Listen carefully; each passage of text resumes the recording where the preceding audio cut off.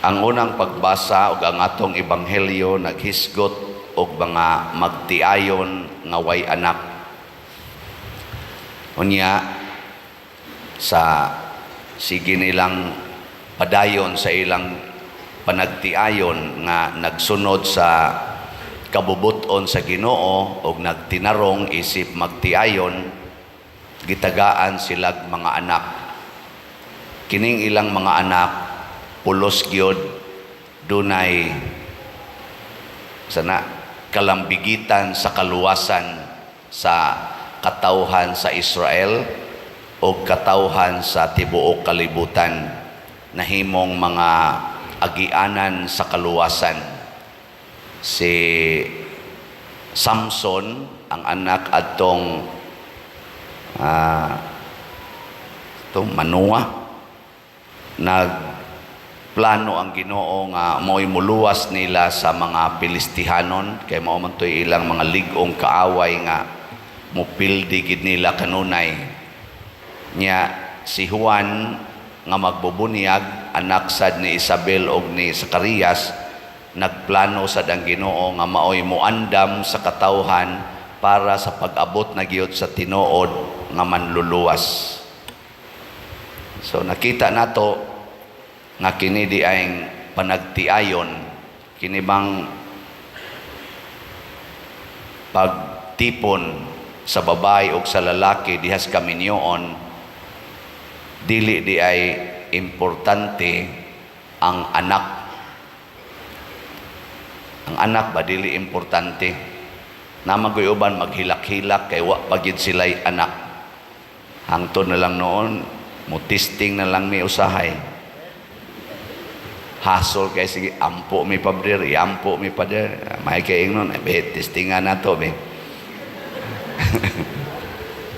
Naapagyoy bati kayo nga prinsipyo sa mga manag-uyab. Magmabdos usa ta, magmabdos usa ko, una pa ta magminyo. Kay haron siguro gyud nga ini kaminyo nato naagitay anak. Murabag ang sentro ba sa kaminyoon ang anak. Lahi ang kaminyoon, lahi sad nang pagpanganak. Okay, lingay mong tupad ing na pagminyo ninyo, wa pa mo adtoy tinukhangay. Muna karon, dili na kayo oso nga inigminyo, wala pa maghilabtanay ang lalaki o babae. Ang kasagaran karon, inigminyo, human na, tinukhangay na, to the max. So, imbis himuong agianan ang kaminyoon sa planos kaluwasan, nahimo na noon ang kaminyoon nga tubag sa sala. Nahimo pagsugod palang daan ba? Naana ang sala, dili kaluwasan. Muna ka ng mga sakramento, bunyag, konfirma, gikinahanglan kay nas kaminyoon o kanang kumpisal. Nga naman, aron malimpyo. Ang nakaapan lang kay ang mentality sas na nagminyo, wa mo igo sa planos Ginoo nganong gibunyagan ta, nganong ni konfirma, nganong nangumpisal. Unsa may tumong aning tulo nga gi-require manis kaminyoon. Unsa may tumong aron siguro gyud nga wa tay sala og nakasabot ta nga ang Ginoo gid ay maisundon. Ang Ginoo gisundon badili kita.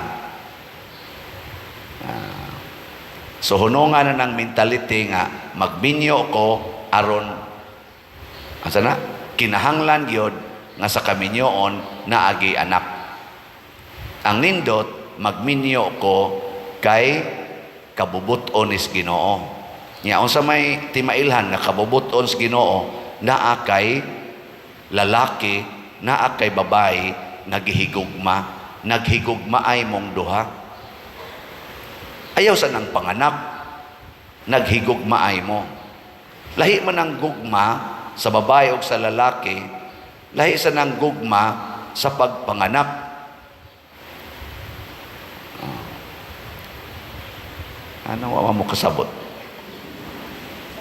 Unsa man ang gugma sa lalaki o sa babae nga gustong magminyo, nga sa kasakit o sa kalipay, sa kahamugaway o sa kapitos, sa sakit o sa maayong panglawas, andam kang mupuyo, kuyog anang maong tao, hangtod ka mamatay. Kana mo na itinuod. Naiuban karon mo ingon pag yun ang mga ginikanan, sus, og di pa lang tungod sa mga bata gibiyaan ko ng panuwing dako Ana, ipasangil sa mga bata. Saon man, na may anak. Minyo na lang kay na may anak. Sayop gida kay siya. Mo na nga kung mamabdos ka kay nasipyat mong mga manag-uyab, namabdos ka, dili sa na rason nga magminyo ta kay mabdos na. Lain na sad na siya nga sayop. Ang gipasangil nimo nganong nagminyo kay mabdos. Ang mga buangon mo. Unya day wa mamabdos, sige lang yung tinukhangay, way minyo ay. Sige lang yung pakasa, way minyo ay. Namabdos man, ala minyo ta. Di gyapon kun ako'y inyong pangutanon na moingon gyud ko pakatawhasan ang bata. Kay murag na pressure mo karon niya ighumag kataos bata, wa gyapon mo'y hinikapay, wa na mo'y tinukhangay, pahumna usag mga usa ka tuig gikas pagpanganak sa bata niya human mamalandong mo kung andam ba gyud mong magminyo sa usag-usa, andam ba mong mag-inunungay hangtod sa kamatayon. Ayaw ipasangil ang bata kay kanang bata mamatay ra mo na anytime. Ni human ninyo kasal kay naay bata, ni ang bata ninyo naligsa sa balhabal, magbuwag na sad mo kay wa na may bata. Mga buangon mo. Unya aron pag-ingon sa babae nga namabdos ko pila ka buwan, 3 ka buwan, minyo dayon mo. Pag 5 ka buwan nalaglag ang bata, magmahay ka, at limal, hinayak makugminyo aning buang may. Ana, ayaw ipasangil sa bata, ayaw ipasangil sa pagkaminyo. Ni aron dili makapasangil, inig kamabdos sa babae kung pananglitan yung nagbinuang mo, pagkamabdos, ayaw sa pagbuwag sa amog puyo, ayaw pagtipon. Nasa uban mingon, nganong nagtipon naman mo ron, nganong gapuyo-puyo man mo ron, namabdos man ko padir, mo nang nagtipon mi. Nganong nagtipon man mo, ugwa day ka mamabdos, di saan mo magtipon sa dili. Nya pagka mabdos, nganong nagtipon man mo, mabdos naman ko. Rason day na. Nga pwede ra magimog di magtipon. Ni samot na nung inyong sala. Nakasa naman gani mo, kay namabdos, nagtipon na ginoon. Mao na pa dir, puslan mang naligo, mang lugod na lang. Tiwasan day ni mo ang sala. Mo na gi-describe gidinhi nga si Zacarias o si Isabel nagpuyo sa mataro nga kinabuhi atubangan sa Ginoo. Di lang atubangan sa tao, kay para sa mga tao sa lawayon man to silang duha kay way anak. Sa ilang panahon sa una basta minyo mo niya naniguang na lang mo way anak, mura kag tamayon. Mao bitaw si Isabel pagka mabdos niya ingon gikuha na gyud ang kaulawan nga di anako. Uwaw kaayos man nagtiayon nga way anak sa una, pero nagtinarong sila sa ilang panagtiayon hangtod na tiguang sila. O kining maong pagtinarong nila ni Zacarias o ni Isabel, nahimong basihanan sa Ginoo nga anhin ako iagi ang introduction sa kaluwasan, ang maguna aron pag-andam sa tinuod nga kaluwasan. So unsa man day requirement gyud sa tinuod nga managtiayon? Una, kanigyong maturity sa huna-huna o kasing-kasing. Unsa may maturity sa huna-huna o kasing-kasing nga nakasabot ka nga kining imo karong gipangasawa, kining imong gipamana kabubuton is Ginoo base sa inyong attraction sa usag-usa nga gusto mong magminyo. Ako sa una, na-attracted man gyud ko atong akong mga uyab. Napo man to kabuk akong naagian nga uyab, pero ang pito ato gitawag nila sa to'y term na tusuna katong mga batanon pata na fling-fling na asay puppy love. Ginana, no? Kana bang murag gugmas itoy, no? Kana bang itoy nga di gyud tininood ba? High school, di amon ko ato kauyab-uyab og daghan-daghan, pero pag college na nako 20 na may akong edad ato, pag college tinarong na gitong ako, niingon na gyud ko pang minyo ay na gini ana nya kay pang minyo ay man nya naaman ko sa simbahan nag-alagad ni saa jud ko sa akong kaugalingon. Bisag pagsugod na kong panguyab mga 15 man tingad akong edad ato, nakauyab kong sugod. Ako na sa ko dito ra sa kahogan ba kanang mga mangarga sa dito nangasunog sang naong sa init ay pulos mami dito mga kargador pling-pling. Pero nisaad na ko sa kong kaugalingon, di gyud ko makig premarital sex, di gyud ko buhimo ana. Ako yung una-una inighuman gyud kasal, una pa gyud ang sex.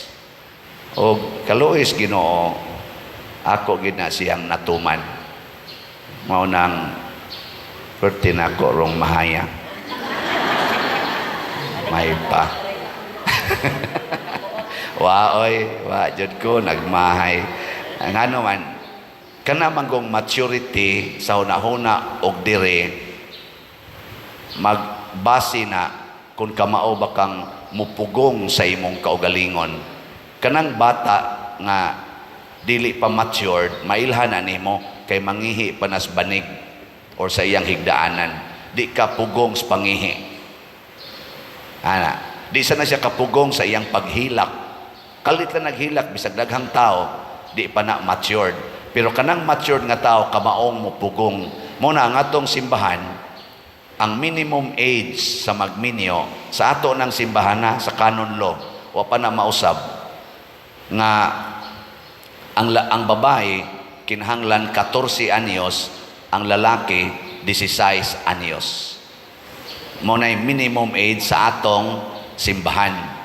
Nya tungod kay ang civil kaning requirement 18 man mo nang ning dinhi labi na din sa Pilipinas ning kuan sa daning adjust pod ta aron dili daghang hasol di man nato ma-register ang 14 og 16 kanang ato na lang sang iigo og 18 ang minimum age atong gi level ba sa atong family code sa Pilipinas, pero sa atong yung simbahan pwede gyud kaslon ang 14 og 16. 14 ang babae, 16 ang lalaki. Nay nangutanan ako, ikaw pa der, mukasal ka. Nako mukasal gyud ko basta matured. Sa unsa man pagkahibaw nga matured na sila, nakuha sila nag-sex. Gusto silang magminyo kay naghigugmaay pero wa sila mag-sex. Matured na. Kanang kamaong mo pugong ba? Pero kanang 31 edad, 35 edad nagminyo pero nanay anak, immature na. Wa na'y klaro.